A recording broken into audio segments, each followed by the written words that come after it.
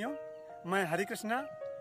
आज हम बताएंगे कि चने में लगने वाले प्रमुख कीट और उनका एकीकृत कीट प्रबंधन। तो चलिए किसान भाइयों, आज चर्चा करते हैं कि चने में कौन कौन से मुख्य कीट लगते हैं और उनका किस तरीके से प्रबंधन किया जा सकता है। जैसे कि आप जानते हैं कि हमारे भारत में चने की खेती दलहनी फसलों में सबसे पहले चने की खेती प्रमुखता के रूप में सबसे ज़्यादा की जाती है। तो चने में हमारे किसान भाई अगर उसका समय से कीटों का प्रबंधन ना किया जाए तो उनमें बहुत सारी हानि उठानी पड़ती है।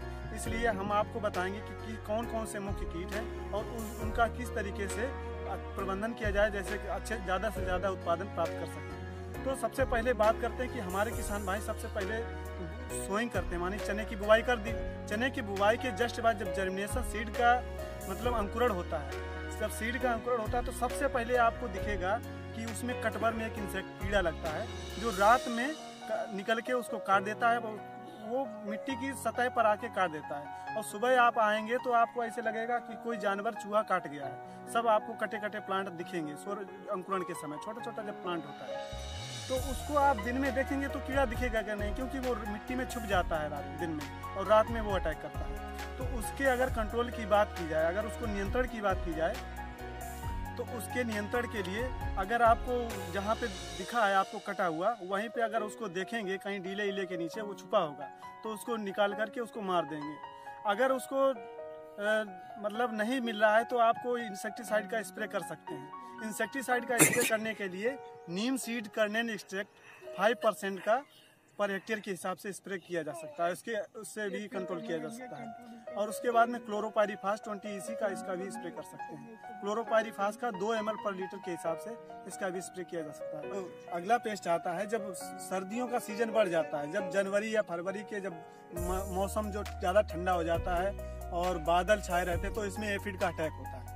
एफिड का अटैक होने में इसमें क्या है, एफिड को प्लांट को पौधे के जूस को चूस लेता है तो पौधा कमज़ोर हो जाता है और उसमें जो है हनी स्राव छोड़ता है तो पौधा काली काली लेयर बन जाती है, पौधा प्रकाश संश्लेषण नहीं कर पाता है और उत्पादन भी घट जाता है। तो इसके नियंत्रण की बात की जाए तो इमीडाक्लोपिड जो है, इमीडाक्लोपिड 125 ml पर लीटर प्रति हेक्टेयर के हिसाब से इसका छिड़काव करना चाहिए।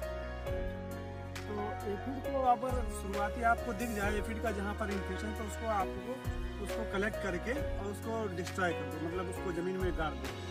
और केमिकल कंट्रोल तो वही उसी से कर सकते हैं, इमीडाक्लोपिड से या नीम सीड कर्नेल एक्सट्रैक्ट 5% का स्प्रे कर सकते हैं। फिर इसका जो मुख्य कीट है वो है चने का फली छेदक कीट। यह कीट जो है अगर देर से इसकी बुआई की जाए तो इसका प्रकोप ज़्यादा होता है।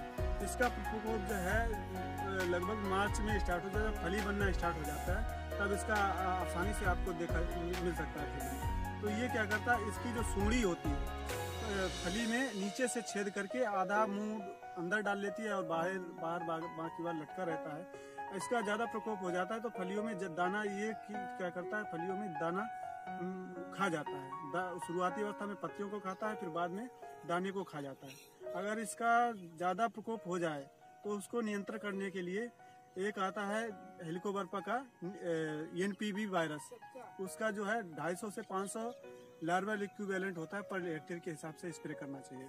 फिर उसके बाद में जो है एक आता है बैसिलस थ्यूरिजेंसिस बैक्टीरिया का स्प्रे जो है 2 ml पर लीटर के हिसाब से उसका भी स्प्रे कर सकते हैं। और उसके बाद में नीम सीड कर्नेल एक्सट्रैक्ट का जो है 5% जो है उसका भी इसका स्प्रे किया जाता है। तो इस तरीके से उसको कंट्रोल किया जा सकता है। शुरुआती अवस्था में आपको 1-2 दिखें तो उसको हाथ से कलेक्ट करके उसको नष्ट कर देना चाहिए। तो इस तरीके से हमारे किसान भाई चने की अपना उत्पादन अच्छा लेने के लिए इस तरीके से इसका कीट नियंत्रण कर सकते हैं। थैंक यू, धन्यवाद।